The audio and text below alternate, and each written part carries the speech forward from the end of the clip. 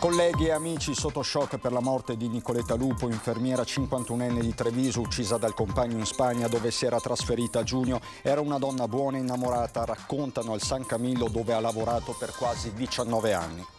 Sembrava una fiaba, doveva rientrare a fine settembre le parole di Lucia, una sorta di seconda mamma. Nella città teatro della tragedia osservato un minuto di silenzio, presente il figlio.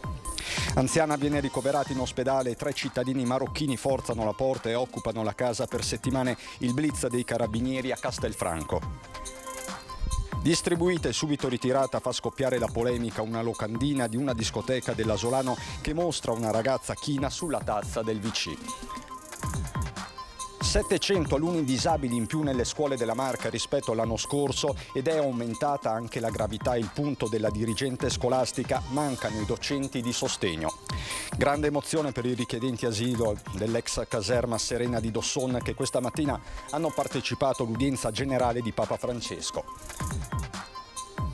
Domani alle 12 in Veneto il messaggio del sistema IT Alert. Il suono di un allarme scandirà la notifica contemporaneamente in tutti gli smartphone. Si tratta di un test. Prima in Italia la casa di riposo di Monastiera ha concluso un corso di sicurezza realizzato dai Vigili del Fuoco di Treviso per insegnare agli anziani a come comportarsi durante un'emergenza. Bentrovati, buonasera telespettatrici, telespettatori di Antenna 3. Lo shock di un quartiere, Santa Maria del Rovere, e di un ospedale, il San Camillo, questa sera in apertura del nostro telegiornale. Sotto shock per la morte violenta di Nicoletta Lupo, un'infermiera 51enne rumena d'origine ma trevigiana di adozione, massacrata dal compagno in una cittadina della Spagna. La donna si trovava nella penisola iberica da giugno, si stava ricostruendo una vita. Era una donna innamorata, ci mancherà moltissimo, dicono i colleghi del San Camillo. Lei voleva cambiare la vita perché voleva stare con il suo nuovo compagno, il suo nuovo amore.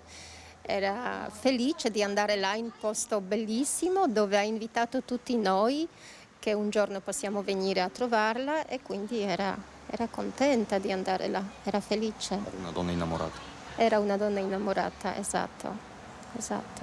Di quell'amore è rimasta solo la violenza più cieca, quando nella notte tra giovedì e venerdì scorsi Nicoletta Buliga Lupo, 51 anni, di origini rumene, è stata massacrata a coltellate dal compagno 54enne connazionale Ioan Corbaceri, che poi si è impiccato. I 2 corpi sono stati trovati vicini dalla polizia spagnola nel loro appartamento di Castellón de la Plana, città vicina a Valencia. Nella penisola iberica Nicoletta si trovava dall'inizio dell'estate, qui con il 54enne aveva voltato pagina dopo 20 anni vissuti a Treviso. Fino a 3 mesi fa la donna viveva in questa palazzina in zona Santa Maria del Rovere con il figlio 26enne Emanuel, a poche centinaia di metri dal San Camillo, dove dal 2004 è stata infermiera strumentista in sala operatoria. Yolanda ha lavorato con lei per quasi 17 anni.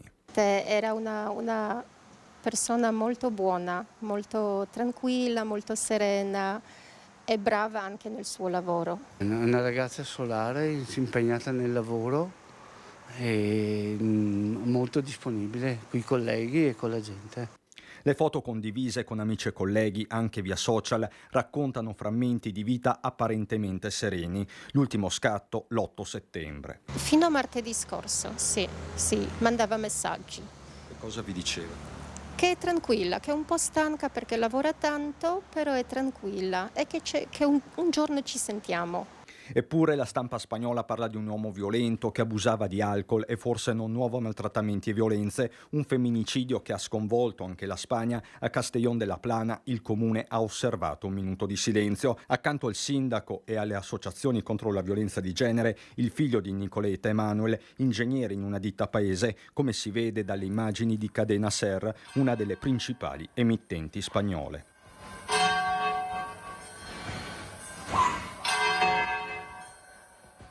Lo stesso silenzio che è calato sul San Camillo. Siamo tutti distrutti, c'è solo silenzio in tutto l'ospedale, c'è tristezza.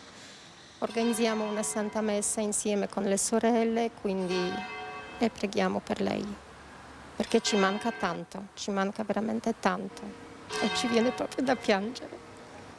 Scusate, ma non posso. Sembrava una fiaba, racconta la signora Lucia, vicina di casa di Nicoletta e anche amica, una sorta di seconda mamma. A lei la donna aveva presentato l'uomo, Ioan, il suo assassino. La 51enne doveva rientrare in città a Treviso verso la fine di settembre. Sembrava una cosa meravigliosa. Quindi è Come, chiaro come, che come siete... quando sembrano tutte le fiabe. Pareva, lei e lui sono innamoratissimi. Mi aveva telefonato anche una settimana fa che era felice e che mi avvisava che veniva giù per la fine mese. Una fiaba, così sembrava la storia di Nicoletta e così lei stessa la descriveva alla sua vicina di casa e amica, la signora Lucia, una sorta di seconda mamma. Già a me, ovvio, già mancata la mia, per cui sì, era come una figlia, quasi. Io ho solo 2 maschi, tra l'altro, quindi proprio come una figlia, quindi sono qua, sono ghiacciata. Nicoletta aveva conosciuto Ioan, il suo assassino, nel 2021. Ogni tanto l'uomo dalla Spagna veniva a trovarla a Treviso. Da un anno fa, insomma, ha presentato a me e anche alle nostre amiche qua del condominio questo suo fidanzato. E quasi sempre veniva giù lui, non saprei adesso ricordare se una volta o 2 volte al mese, e poi andava anche lei di là in aereo. Poi la decisione di trasferirsi definitivamente. Nicoletta impara lo spagnolo e prima di partire trova un lavoro a Castellón de la Plana in una casa di riposo. La scelta viene comunicata a Lucia. Per non mancarle di rispetto e per amore le ho detto lo stesso: sono felice, felicissima per te, quanto sono però io, di seconda battuta, disperata che vai via perché resto sola. Lucia rivolge anche un pensiero al figlio di Nicoletta, Emanuel, ancora in Spagna accanto al padre, ex marito della donna, ma è tutta Santa Maria del Rovere, dove Nicoletta era molto conosciuta, a interrogarsi. Don Adelino, il parroco, parla di un malessere psichico diffuso da affrontare, poi ci sono le parole della fede. Quando io sento di questi fatti guardo il crocifisso e dico: quella realtà della morte in croce continua anche oggi. E mi vengono in mente le parole di Gesù: Padre, perdonali perché non sanno quello che fanno. La tragedia di Cadiraio a San Polo di Piave, l'incidente sul lavoro, oggi l'autopsia sul corpo di Marco Bettolini, il 46enne di Bassano del Grappa che ha perso la vita giovedì scorso per salvare il collega che era entrato nell'autoclave, forse per verificare un problema tecnico. L'enologo è morto per annegamento. Il gas, secondo i primi accertamenti, non sarebbe stato mortale. Questo spiegherebbe la diversa sorte dei 2 dipendenti. Il primo a scendere nella cisterna è stato Alberto Pinna, che si è sentito male perdendo i sensi. A quel punto, per cercare di tirare fuori il collega, la vittima è entrata ma si è sentita male, cadendo con il busto in avanti nella trentina di centimetri di vino presente. Ora saranno effettuate ulteriori indagini ed analisi. Per questa tragedia è stata indagata la titolare dell'azienda vitivinicola di San Polo.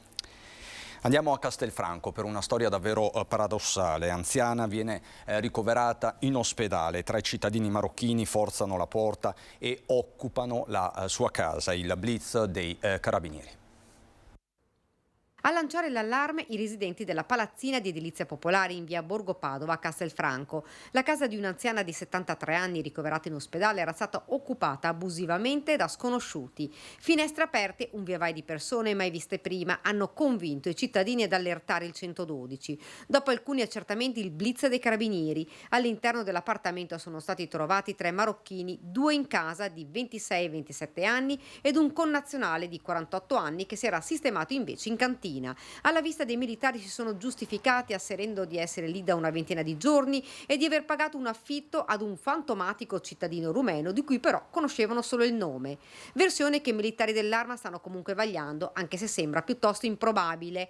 I 3 per entrare in casa avevano forzato anche la serratura della porta, un vero sopruso ai danni di un'anziana ricoverata da marzo in ospedale e poi da settembre in una casa di riposo per una grave malattia. Tessuto di Castelfranco Veneto è un tessuto attento, vigile e che esorto anche ogni qualvolta magari possano vedere qualche situazione particolare, interpellare i carabinieri piuttosto che la polizia locale in modo tale che si possano fare le verifiche. La figlia della 73enne è stata convocata dai militari che gli hanno spiegato quanto era accaduto. L'appartamento, fra l'altro, è stato ridotto in uno stato di degrado assoluto. Non solo, ma erano spariti anche alcuni capi di abbigliamento della mamma. I 3 magrebini sono stati dunque fatti uscire immediatamente dall'appartamento e sono stati denunciati per invasione di edifici e terreni e per furto. La figlia della 73enne ha presentato querela ai carabinieri. Dopo aver sistemato l'appartamento della mamma, ha cambiato la serratura per scongiurare altre invasioni.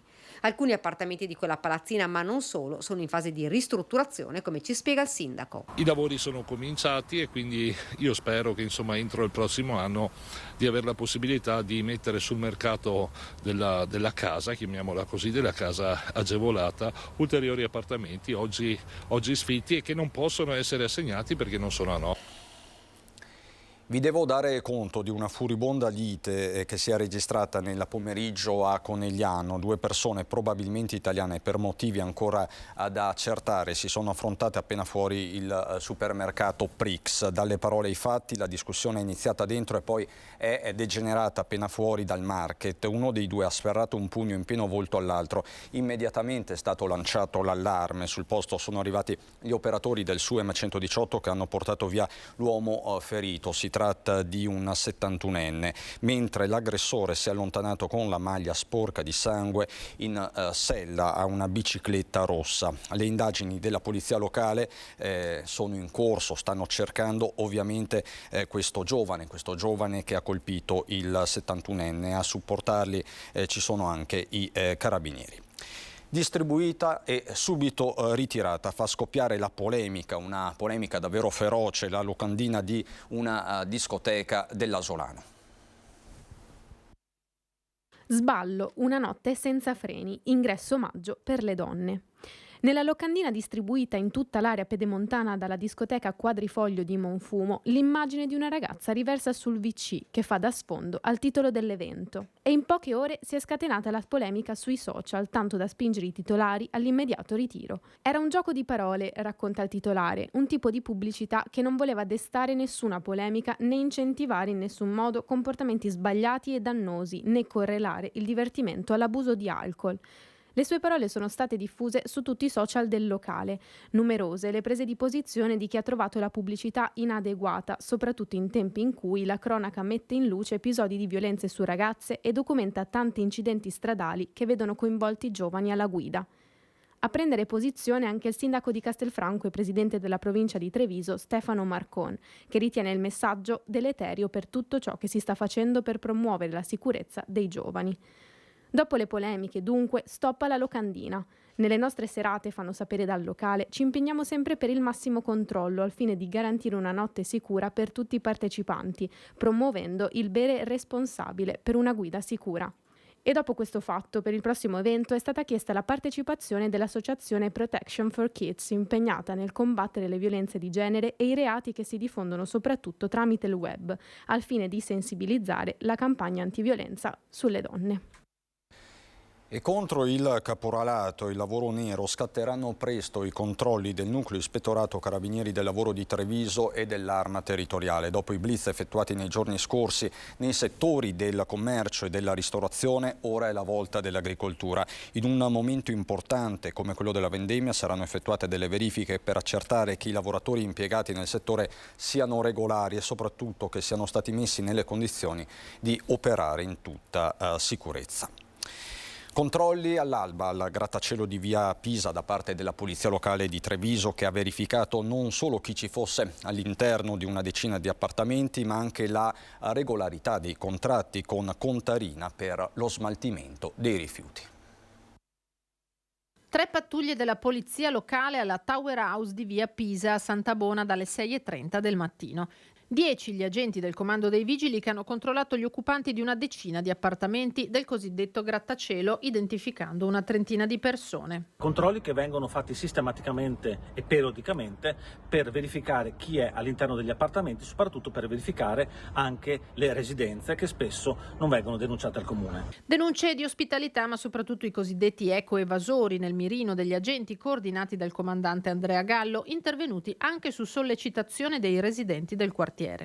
I controlli di oggi sono finalizzati anche alla verifica della nuova ordinanza firmata qualche settimana fa dal sindaco Mario Conte per contrastare i cosiddetti ecoevasori. In modo particolare in via Pisa vediamo una situazione ancora oggi allarmante e i controlli, ripeto, di questa mattina sono finalizzati a verificare se ci sono presenti persone che non hanno nessun contratto con Contarina. Sotto questo aspetto, una decina tra inquilini e proprietari di alloggi alla Tower House saranno ora oggetto di approfondimenti da parte degli agenti del nucleo antidegrado della polizia locale, ma il bilancio della mattinata di controlli registra anche l'accompagnamento all'ufficio immigrazione della questura di un cittadino originario di un paese extra UE trovato in possesso di un permesso di soggiorno scaduto. In un appartamento è stata inoltre rinvenuta una modica quantità di droga subito sequestrata. Fattiva e preziosa, sottolinea infine il comandante Gallo, la collaborazione da parte dell'amministratore del condominio che ha sanato dopo anni anche lo stato di incuria di alcune aree di pertinenza del grattacielo con la rimozione di alcune carcasse di veicoli abbandonati.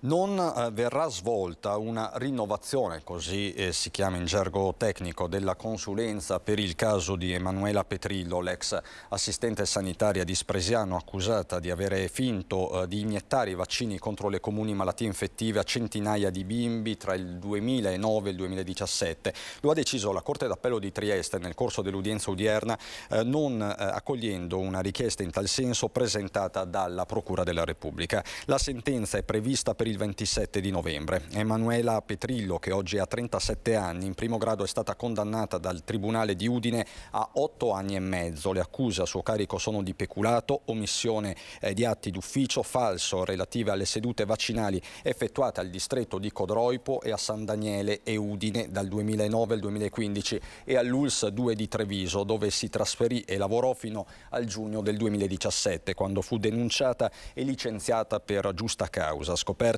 non ha mai spiegato il suo comportamento e neppure chiesto scusa. Adesso con la dirigente scolastica dell'ufficio provinciale, dell'ufficio scolastico provinciale, il punto sui docenti che mancano negli istituti della Marca. Le maggiori criticità, dice Sardella, riguardano i docenti di sostegno nelle scuole primarie. Quest'anno abbiamo avuto un aumento di circa, non dico sui 700 alunni disabili in più rispetto all'anno precedente e sono aumentate le gravità. Se con la prima tornata di nomine degli insegnanti del 1° settembre l'ufficio scolastico è riuscito a coprire il 90% delle cattedre rimaste sguarnite, permangono invece le criticità nella scuola primaria per quanto riguarda i docenti di sostegno, esaurite infatti le graduatorie provinciali. Purtroppo i docenti specializzati sono sempre meno rispetto alle necessità e una nomina o comunque una chiamata che consente ai docenti non specializzati, perché per il sostegno, mentre quelli di ruolo devono essere specializzati, chi ha una supplenza può non esserlo, per cui chi non ha la specializzazione preferisce scegliere naturalmente un posto comune piuttosto che di sostegno, e questa è la ragione per cui alla primaria sono rimasti vacanti. I posti sono stati dunque restituiti alle scuole che dalle loro graduatorie d'istituto hanno iniziato con le chiamate. L'ufficio scolastico comunque continuerà a monitorare la situazione. Per capire se dalle graduatorie d'istituto o anche dalle MAD, dalle messe a disposizione, sono riusciti a colmare questi vuoti. Grande emozione per i richiedenti asilo dell'ex caserma Serena di Dosson, che questa mattina hanno partecipato all'udienza generale di Papa Francesco. Anche quest'anno per la 4ª volta portiamo i nostri ospiti a fare visita al Santo Padre in udienza generale del mercoledì. Solo il Covid ci ha potuto tenere lontani, e siamo già pronti a tornare. Sono arrivati a Roma in pullman alle prime luci dell'alba per rinnovare il legame con Papa Francesco, una cinquantina tra ospiti e operatori dell'ex caserma Serena di Dosson, uomini, donne e bambini non tutti cristiani ma appartenenti a fedi e paesi del mondo differenti, così da rappresentare tutti i migranti, oltre 500, attualmente ospitati nel centro per richiedenti asilo ai confini tra Casieri e Treviso. È stata come tutte le volte un'emozione unica incontrare quest'uomo, ascoltare la sua richiesta di benedizione quando si allontana, è qualcosa di unico. Al Papa i richiedenti asilo hanno donato una stola e un libro che racchiude tutti i momenti significativi di questi anni all'ex Serena e dei disegni di grandi e bambini racchiusi in una scatola decorata. Il medesimo dono consegnato 2 settimane fa anche al vescovo di Treviso, Monsignor Michele Tomasi, in visita per la prima volta al centro di accoglienza. Don Fabio Majorana, già parroco all'hotspot di Lampedusa quando a gestirlo era proprio la società di Gian Lorenzo Marinese, descrive così l'emozione dell'incontro con il pontefice. Abbiamo vissuto un momento particolare e le parole di Papa Francesco aiutano a riflettere sulla povertà. Diceva: non dimenticatevi dei poveri. Sono un'esperienza forte perché ha presentato la figura di Comboni e questo ci ha fatto capire che l'Africa, anche i luoghi di povertà, sono luoghi di speranza e di risurrezione, e portare qua i nostri ragazzi sono una speranza per tutti, perché possiamo riscoprire nel volto di questi nostri fratelli il volto della presenza di Dio. Vi ricordo che domani alle 12 tutti i cittadini che si trovano in Veneto riceveranno un messaggio di testa del nuovo sistema di allertamento pubblico IT Alert, che in caso di eventi calamitosi ed emergenze di vario tipo, incluse quelle sanitarie, avvertirà la popolazione. Tutti i dispositivi agganciati a celle di telefonia mobile in Veneto suoneranno contemporaneamente, emettendo un suono distintivo diverso da quello delle notifiche a cui siamo abituati. Si tratta quindi di un test domani alle 12. Si è concluso il progetto Casa di Riposo Sicura. A proposito di sicurezza, corso per gli ospiti di Villa Magnolia. Siamo in comune a Monastier con i Vigili del Fuoco di Treviso. Il comandante dice: prima volta in Italia, spiegare agli anziani cosa fare in situazioni di emergenza significa anche salvare loro la vita.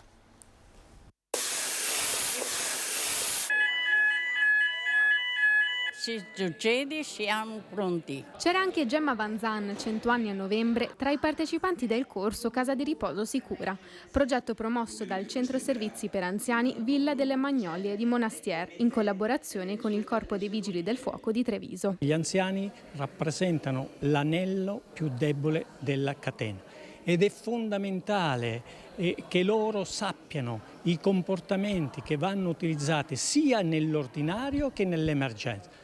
Abbiamo visto oggi la partecipazione, questa è la soddisfazione più bella di questo corso. 42 gli ospiti che hanno preso parte alle 4 lezioni tenute dai Vigili del Fuoco, momenti di spiegazione sui rischi e pericoli nelle situazioni ordinarie o di emergenza e momenti più pratici, conclusosi con una simulazione di evacuazione. E abbiamo poi spiegato, cercato di raccontare anche come comportarsi in emergenza. Chi può farlo si allontana da solo, chi non può fare deve stare sul posto in attesa che arrivino i soccorritori, in attesa che il personale del sanitario della struttura li vada ad assistere. Piccole azioni come anche mettere un panno bagnato davanti alla bocca, o se sono a letto e non riesco a sollevarmi, un lenzuolo sopra, possono allungare di tanto i tempi di sopravvivenza. In caso di calamità naturali, in caso di fuga di gas, in caso di alluvioni, che sono tutti eventi che purtroppo succedono, e spesso quando succedono in strutture simili, essendo gli ospiti delle persone fragili, sono i primi purtroppo a pagare le conseguenze. Prima struttura in Italia a promuovere un progetto di questo tipo, un invito affinché questa diventi una pratica consolidata non solo nelle strutture del Veneto ma anche su scala nazionale. Io penso che questo corso possa essere utile per tutta la struttura e quindi io mi auguro che ci sarà un progetto case di riposo sicure che si possa ampliare e replicare anche in altre strutture. Adesso vi raccontiamo la storia di una 53enne veneziana affetta da una grave patologia cardiaca. Rischiavo di morire, racconta, il cafoncello mi hanno salvato la vita. Io sono rinata il 1 agosto. Paola Pizzo, 53 anni, di Fiesso d'Artico, parla di rinascita, parola che sembrava così lontana quando 14 anni fa le viene diagnosticata una cardiomiopatia ipertrofica ostruttiva. Le sue condizioni di salute anno dopo anno peggiorano. Praticamente a giugno di quest'anno io non riuscivo più a camminare, non respiravo, non riuscivo a dormire, ho dovuto lasciare il lavoro. Le viene consigliato di sottoporsi ad un esame specifico per valutare le sue condizioni di salute. Il sospetto era che io avessi una resistenza polmonare. Questo implicava l'impossibilità di effettuare qualsiasi tipo di operazione. A quel punto inizia il suo peregrinare tra varie strutture, anche fuori regione. Dopo un cateterismo per verificare i livelli di resistenza polmonare viene riscontrata una situazione gravissima, etichettata come irreversibile. A luglio viene ricoverata in un altro ospedale per eseguire un nuovo test polmonare, esame che non viene però effettuato perché è ritenuto troppo pericoloso. È a questo punto che Paola arriva al Cafoncello, dove conosce l'equipe che la seguirà fino all'intervento. L'unico che mi ha accolto ed è stato umano, professionale, coraggioso, è stato il dottor Giuseppe Minniti, direttore della cardiochirurgia dell'ospedale di Treviso. Mi ha parlato e mi ha spiegato ogni tipo di rischio a cui io andavo incontro e a cui loro andavano incontro. Insieme abbiamo accettato. L'esito ha sovvertito il primo responso e io ho potuto operarmi. Il 1 agosto io ero già operata. E adesso sto benissimo, faccio 3 chilometri a piedi, dormo, respiro e ho una vita completamente nuova. Dopo un mese i medici parlano per la paziente di un recupero eccezionale. Paola Pizzo ha scritto una mail alla nostra redazione per far conoscere la sua storia, per ringraziare i dottori per la loro umanità e professionalità, ma anche perché sia da esempio per altre persone. Ma soprattutto voglio dire alle persone a cui viene tolta la speranza di non perderla. Qualche istante di pubblicità fra poco.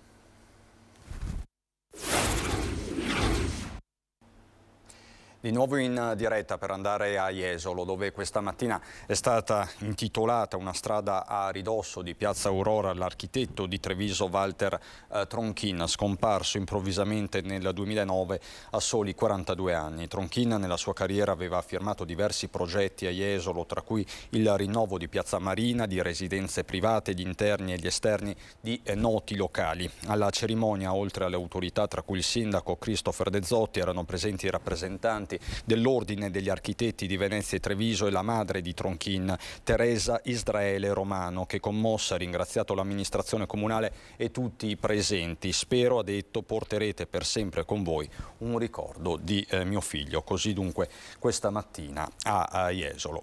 E torna venerdì sera per il secondo anno consecutivo la Treviso Urban Trail, la manifestazione podistica notturna che ha già superato i 500 iscritti, con una dedica davvero speciale a Venturino Cagnato. Una persona che a noi ha insegnato tanto, ha dato tanto, di una straordinaria sensibilità, con il suo carattere, con le sue particolarità, però aveva nell'animo la voglia di insegnare ad amare e noi l'abbiamo imparato da lui. Ci manca tantissimo. La Treviso Urban Trail dedicherà un trofeo, quello per la società più numerosa, a Venturino Cagnato, alpino simbolo della trevigianità e già presidente dell'Avis cittadina, scomparso circa un anno fa. Sport, salute e solidarietà sono i fili conduttori della manifestazione arrivata alla sua seconda edizione. 10 chilometri e 100 metri il percorso, un saliscendi tra i luoghi più suggestivi e anche nascosti della città, alternando pavé e sterrato, toccando ben 11 piazze. Trovare 10 km a Treviso non è facilissimo, come detto ci saranno alcuni vicoletti più nascosti che troveremo quest'anno, ma diciamo la falsariga dell'anno scorso a partenza e arrivo a Bastioni San Marco e quindi sfruttiamo le mura. Dopo la Cori Treviso che ha fatto 33 anni pensiamo di continuare con questa, vedremo i risultati e poi ci penseremo. Sosteniamo le associazioni nei valori appunto come lo sport, che è passione ma che è condivisione appunto, e quindi tutto ciò che valorizza il territorio per noi è motivo d'orgoglio e di grande responsabilità. La partenza venerdì alle 20:30 con le luci frontali a rischiarare il buio della sera e correre tutti insieme, un'attività che fa bene anche alla città e alla sua sicurezza. È una cosa importante perché poi quando si corre per l'area esterna, nei quartieri, è sicuramente un presidio di sicurezza e lo fanno benissimo le varie associazioni che corrono per la nostra città, sia quelli da Treviso che quelli da fuori.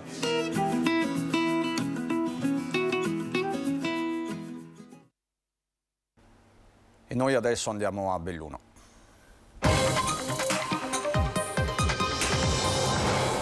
A Belluno e nel bellunese in generale, dove è sempre più acceso il dibattito sullo spinoso tema della carenza di organico nel trasporto pubblico locale, fa il suo ingresso nella partita anche il sindaco di Belluno, Oscar De Pellegrin. Fuoco incrociato sul nodo della carenza di autisti di Dolomiti Bus. Il sindaco di Belluno, Oscar De Pellegrin, si unisce alla protesta dichiarando che non è accettabile che si sia dovuti attendere così a lungo prima di affrontare la questione e che si sarebbe dovuto aprire il tavolo ben prima dell'inizio della scuola, visto e considerato che la problematica era nota da mesi. I sindacati dal canto loro si dicono pronti a proclamare lo sciopero se la situazione non dovesse trovare una quadra nel breve periodo, e non sarà affatto semplice a meno che la Regione non decida di intervenire con un supporto economico alle endemiche carenze nell'organico di autisti. L'azienda di trasporto si difende in una nota lamentando un crollo della domanda, che tradotto significa numero di passeggeri stimato almeno 15%, e afferma inoltre come non sia scontato trovare autisti che scelgano di spostarsi a lavorare nelle terre alte. Infine la provincia, che punta all-in sul supporto della Regione e della sua vicepresidente assessore ai trasporti Elisa De Berti, alla quale il presidente Padrin ha chiesto un incontro. Quale sarà l'esito lo scopriremo solo nelle prossime settimane. Nel frattempo Dolomiti Bus ha annunciato l'arrivo di 4 nuovi autisti dal milanese a tamponare un deficit che si aggira attorno alle 70 unità. È di questa mattina la notizia di un nuovo distaccamento di roccia sulle Dolomiti. Dopo l'episodio spettacolare di domenica sulla Croda Marcora, questa volta la segnalazione è arrivata da Cima Bagni, siamo sul territorio di Comelico Superiore. Al momento non è nota l'entità della colata detritica, in ogni caso l'invito diramato dal CAI è di evitare assolutamente di effettuare escursioni in quella zona attraversata dal sentiero CAI 152 tra Forcella Camosci e Ciadino dei Bagni, così dunque in Comelico. Sulle Dolomiti come in pista è di 10 patenti ritirate, 37 contravvenzioni il bilancio dei controlli stradali effettuati ieri dai carabinieri, soprattutto sui passi. Sfrecciavano in carovana tra i tornanti che salgono al passo Pordoi ad Arabba, tra sorpassi, guida contromano e, inutile dirlo, a velocità elevata. Deve essere stata una brutta sorpresa ritrovarsi davanti alla paletta alzata dei carabinieri di Cortina, che lungo quel tratto di strada troppo spesso percorso da autisti che si improvvisano piloti hanno ritirato loro tutte e 10 le patenti e elevato 37 contravvenzioni. Continuano i controlli dei carabinieri sui passi dolomitici. Ieri 10 pattuglie tra aliquote radiomobili e stazioni della compagnia di Cortina hanno predisposto un efficace controllo sia sul passo Pordoi che sul passo Falzarego.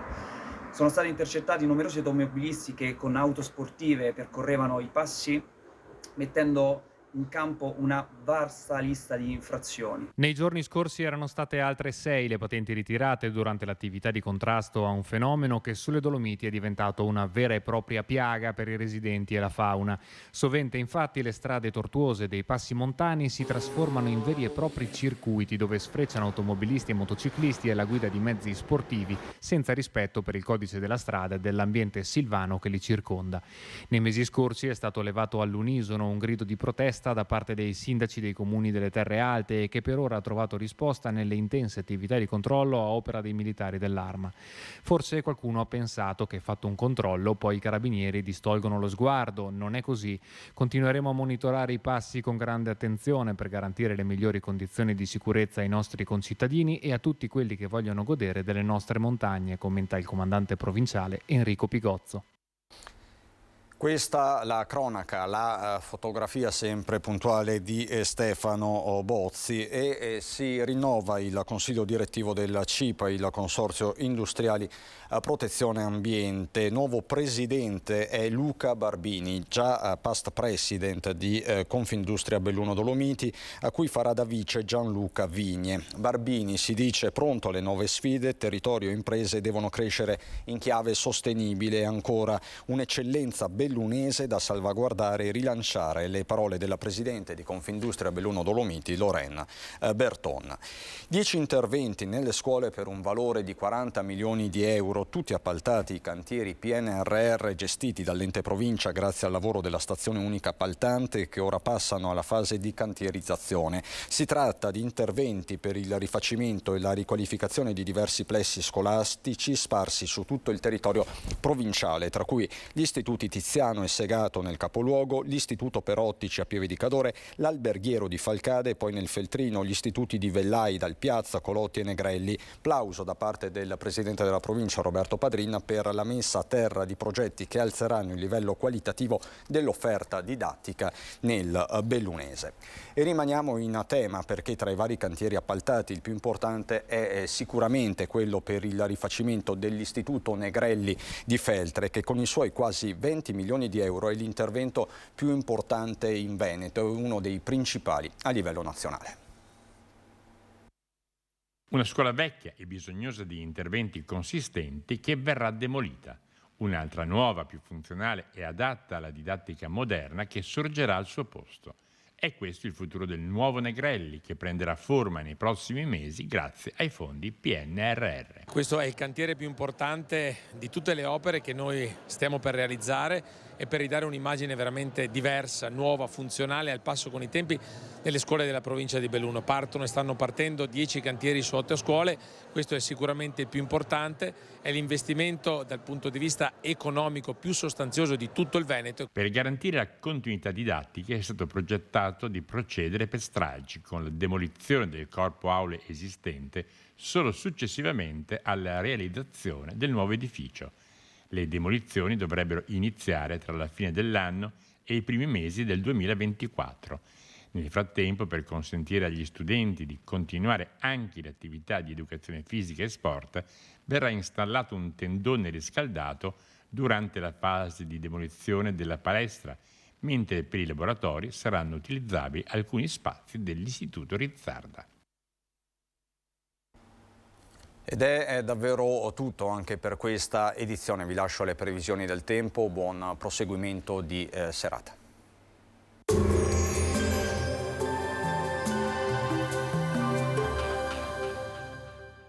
Entra nel mondo Lolato. Da oltre 40 anni un team di professionisti per migliorare la qualità della tua vita. Centro del piede con servizi di podologia. Laboratorio per la produzione di plantari e calzature su misura. Benvenuti al Meteo, previsioni per giovedì 21 settembre. Sul Veneto, giornata caratterizzata dalla presenza anche consistente di nubi. Dal mattino attesa instabilità sulla pianura con rovesci e temporali che interesseranno soprattutto i settori orientali. Possibili schiarite a partire dal pomeriggio. Temperature minime tra i 18 e i 21 gradi, massime dai 20 ai 25 gradi. Sul Friuli Venezia Giulia giornata instabile con probabilità di piogge e temporali sparsi durante tutto l'arco della giornata. Le precipitazioni potranno essere localmente abbondanti e intense. Temperature minime intorno ai 20 gradi, massime comprese tra i 21 e i 24 gradi. Sul Trentino Alto Adige atteso tempo variabile con spazi di sereno alternati ad annuvolamenti che potranno sfociare anche in qualche fenomeno temporalesco. Temperature minime sui 17-18 gradi, massime intorno ai 20-21 gradi. Dal meteo è tutto, arrivederci.